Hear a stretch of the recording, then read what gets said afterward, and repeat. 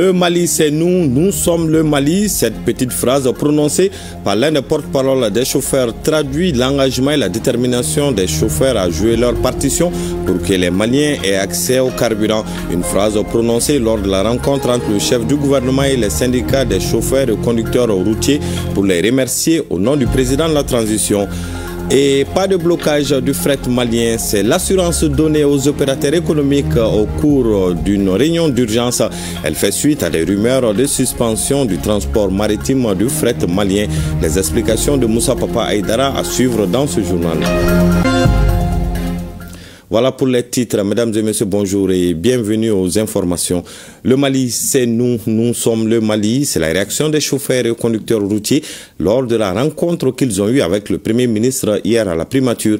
Une rencontre pour saluer et remercier au nom du président de la transition les chauffeurs du Mali pour leur contribution à l'approvisionnement du pays en hydrocarbures malgré les contraintes. Cette phrase de l'un des porte-parole des chauffeurs traduit surtout l'engagement et la détermination des chauffeurs à jouer leur partition pour que les Maliens aient accès au carburant. Mamari Kone et Aliou Touré. La reconnaissance des autorités de la transition aux chauffeurs et aux conducteurs routiers du Mali. Lors de cette rencontre d'information et d'échange, c'est le Premier ministre et chef du gouvernement qui transmet de vive voix les remerciements du président de la transition aux chauffeurs et aux conducteurs pour leur patriotisme et les efforts qu'ils déploient au quotidien sur les corridors et les routes maliennes pour amener le carburant au Mali. Je crois qu'un peu de Kambi, ni ma yara de kafo, awe bara mu ke ni kuma jara namba fo aw temera ka baraka. Oni temeri ka baraka ka kan vraiment tashibla ka ke ka kanye shauma. Parce que ambe wakati ngono wakati ka gelen kosobe. Ni ko sarasu, ni ko escort, ni mana fen fo sarasu ka barai. Mais ka camion bouli terroristes be fan bani jugu be romna, je crois que te chauffeur ma contrasigné au Kama wala ngbe ka fongo aw temera ka baraka parce que ka baraka ka mobile bouli mais ni ko ka mobile bouli ka ni risque bela jelento ma ka kanga fo ka wulen mando jama nyimo to la nan bela jelento param na be ayra ka fo jusqu'à quel point aw chesri non ni auka kuma belame misaninga dula foso ma adbiamba ambe se wulibla ma wulila se autonome bela jelema afo gilan maukan armée c'est fin fait pour que chauffeur ni be se ka kisi aka se ka barake que kasro toromakala que armée baka barala pour que vraiment ngabo ni ngilen konala jamana den bela jelin tola jamana nyimo wore tola kawfu ka wori manual bibida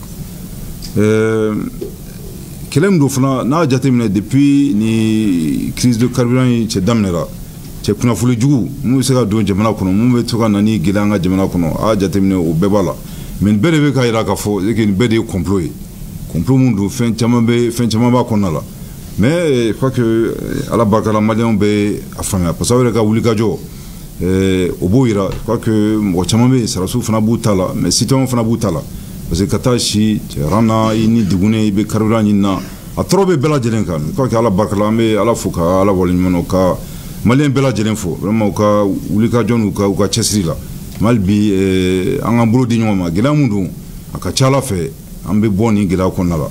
Cette démarche du chef du gouvernement est appréciée par l'ensemble des syndicats, des chauffeurs et conducteurs routiers du Mali. Les 4 centrales syndicales qui ont pris la parole ont salué la disponibilité du gouvernement avant d'exposer quelques contraintes des chauffeurs du Mali, comme l'application intégrale de la convention collective et l'absence de sécurité sociale. Nous sommes allés à la rencontre générale à Djaranye. Jamana a considéré que Dogo Tchena Amega Baramga Jamana Bogo Douanier. Vraiment, ça nous va droit au cœur. Le fait que le Premier ministre nous a accordé ce faveur d'appeler les syndicats des conducteurs routiers du Mali pour les remercier spécialement par le travail qu'ils sont en train de fournir par le cheminement des transports. Moi, je pense qu'on a fait qu'à remercier le gouvernement, le président de transition et le Premier ministre et son gouvernement.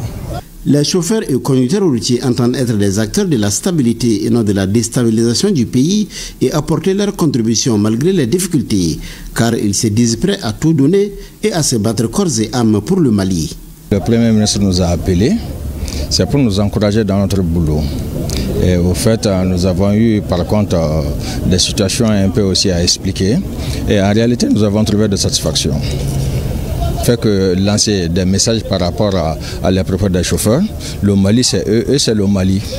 Donc ils sont dévoués à travailler et je les encourage vraiment à travailler dans la plus grande dignité parce que le Mali nous interpelle tous. Aujourd'hui, ce serait inoubliable. On a été reçus, vraiment on est contents. Nous, tous les conducteurs routiers du Mali, vraiment, nous en sommes maintenant fiers de notre gouvernement. Et on va se mettre le paquet encore pour quand même faire de ce qu'on doit faire dans ce pays-là. Vraiment, on est très très contents. On est très très contents, inoubliable. On remercie vraiment l'ensemble du gouvernement. Et on lance un appel à tous les chauffeurs. Que ce soit les chauffeurs routiers, urbains, inter-États, de s'impliquer obligatoirement pour quand même essayer quand même d'aider ce pays-là. Le Premier ministre dit prendre bonne note des préoccupations évoquées par les chauffeurs et conducteurs routiers du Mali. Le gouvernement, dira-t-il, apportera des solutions selon ses moyens. À la rencontre, on notait la présence de certains responsables des fêtières des transporteurs. Comme quoi, il faut se donner la main pour faire face à l'ennemi. Soutien et réconfort face à la crise des hydrocarbures au Mali. Le ministre de l'Emploi et de la Formation professionnelle a visité mercredi dernier 2 stations-service dans la ville de Bamako, où Moussa Alsek est allé encourager les pompistes et les citoyens pour leur résilience. Cette visite a été mise à profit pour saluer l'effort patriotique et réaffirmer la solidarité du président de la transition ainsi que l'accompagnement du gouvernement. Les précisions avec Seydou Traoré et Siriki Balou. Dans l'ordre et dans la discipline, les véhicules de transport en commun sont servis en toute sécurité. Nous sommes à la station-service corridor de Tadabougou, première étape de la visite du ministre en charge de l'emploi.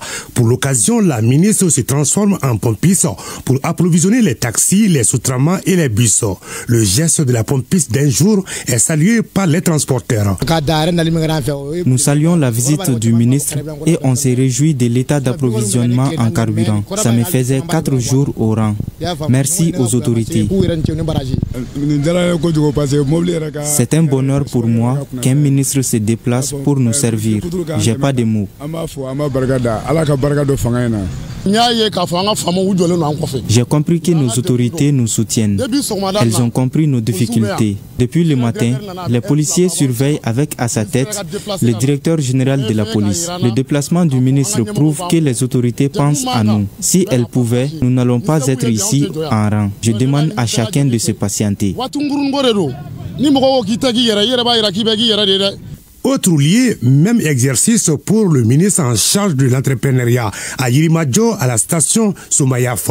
Être pompiste, c'est féliciter les pompistes, les transporteurs et les populations pour leur accompagnement, leur soutien aux actions des plus hautes autorités. Les populations sont sorties en masse et je me réjouis que le ministre soit venu constater l'approvisionnement.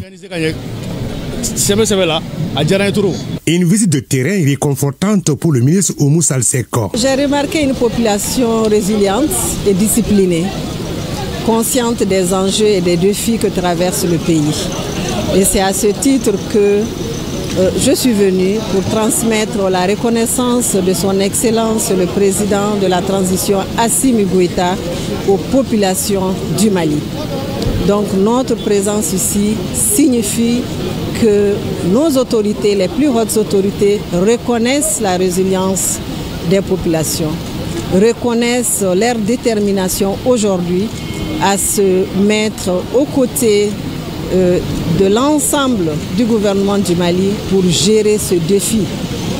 Et nous aurons certes des défis pareils. Nous traversons déjà d'autres avant la crise du carburant et nous sommes conscients de tout ce qui est comme manipulation, comme désinformation autour de cela. Sur les 10 sites, elle a remis un kit composé de sandwichs et de rafraîchissement, tout en saluant les populations pour leur compréhension et leurs actions citoyennes afin de juguler la crise. Et face aux attaques visant les convois de produits pétroliers, le président du Conseil national de transition signale dans son discours de clôture de la deuxième session d'octobre 2025 des manquements. Il s'agit des personnes qui filment ou diffusent les images des convois, un acte en apparence anodin, mais qui peut avoir de lourdes conséquences. Filmer ces déplacements, c'est révéler malgré soi des informations sensibles, c'est exposer nos femmes et servir malgré soi la cause des terroristes. Voyons tout cela avec Garbou Pérou. Dans notre ère numérique, chaque téléphone est devenu une caméra, chaque citoyen un témoin du quotidien. La joie et la peine, les sacrés et les sensibles, tous s'y retrouvent capturés, partagés et commentés. Mais à force de tout filmer, ne risquons-nous pas de dévoiler ce qui, par sagesse et par devoir, devrait demeurer protégé. Depuis quelque temps, une inquiétante habitude s'installe. Filmer et diffuser les convois de produits pétroliers sur les réseaux sociaux. Des vidéos tournées à la hâte, relayées sans réflexion, souvent avec fierté, rarement avec conscience. Or, ces images ne sont pas anodines. Elles révèlent plus qu'elles n'informent. C'est la raison pour laquelle le président du Conseil national de transition tire la sonnette d'alarme. Je voudrais ici remercier et encourager notre brave peuple debout, résilient, et demander au gouvernement de poursuivre les initiatives entreprises pour un retour rapide à la normale. C'est aussi le lieu pour moi de signaler certains comportements qui, à tort ou à raison, nous exposent dans certaines de nos actions quotidiennes. Je vais parler de ceux qui filment les convois de transport de produits pétroliers, de leur point de ravitaillement jusqu'à leur destination finale. Si l'intention de certains est d'informer le peuple, d'autres le font pour objectif d'informer l'ennemi. Nous devons arrêter ces pratiques si nous voulons gagner cette crise provoquée contre notre Maliba. Filmer et publier ces convois, c'est ouvrir une brèche dans notre sécurité nationale. Car dans le monde des guerres asymétriques, l'information est devenue une arme. Ce que nous pensons partager innocemment, d'autres l'exploitent froidement. À ce rythme, nos ennemis n'ont plus besoin d'espions parce que nos propres écrans leur livrent nos secrets. Ces images, ces publications virales deviennent des cartes précieuses entre les mains de l'ennemi. Disons-le alors avec fermeté que filmer les convois de produits pétroliers, c'est compromettre la sécurité nationale, c'est trahir parfois sans le savoir l'effort collectif d'un peuple qui se bat chaque jour pour sa stabilité et sa souveraineté. Informer, oui, mais protéger avant tout. La responsabilité citoyenne pour notre Maliba, c'est aussi le silence quand le devoir l'exige. Je vous le disais dans le titre, il n'y a pas de blocage du fret malien face aux rumeurs de suspension du transport maritime du fret malien. Le gouvernement a tenu à rassurer les opérateurs économiques au cours d'une réunion d'urgence. Après clarification avec la compagnie CMA-CGM, il s'avère que le message à l'origine de la confusion était un simple avis interne destiné à la clientèle publié par erreur sur les réseaux sociaux. La suspension annoncée par la compagnie ne concerne que des clients précis. La rencontre avec les opérateurs économiques était présidée par le ministre de l'économie et des finances qui avait à ses côtés la ministre en charge des transports et celui du commerce. Les explications avec Moussa Papaïdara. Il n'en est rien, contrairement à certaines informations qui ont circulé ces dernières heures sur les réseaux sociaux. Les ports ouest-africains restent bien ouverts au fret malien. Tout est parti de ce communiqué de la compagnie maritime CMA-CGM évoquant une suspension temporaire du transport de marchandises à destination du Mali. Une mauvaise interprétation de ce communiqué a conduit le gouvernement à une réunion d'urgence. Après échange, la situation est désormais claire. Le message publié par la CMA-CGM était en réalité destiné à sa clientèle et s'est retrouvé par inadvertance sur les réseaux sociaux, provoquant une confusion.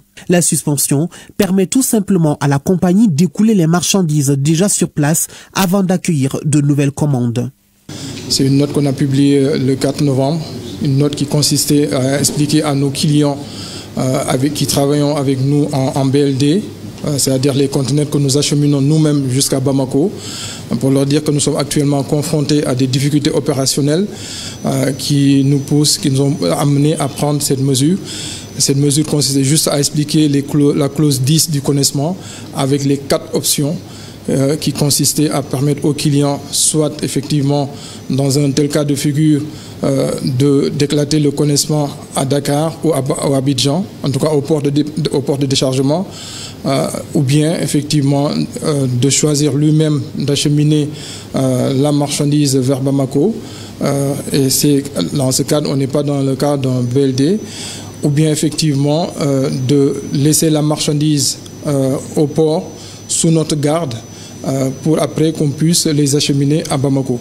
La compagnie maritime a d'ailleurs réaffirmé son engagement à poursuivre son partenariat stratégique avec les opérateurs économiques maliens. Il n'a été nullement question d'interrompre les activités de CMA-CGM au Mali.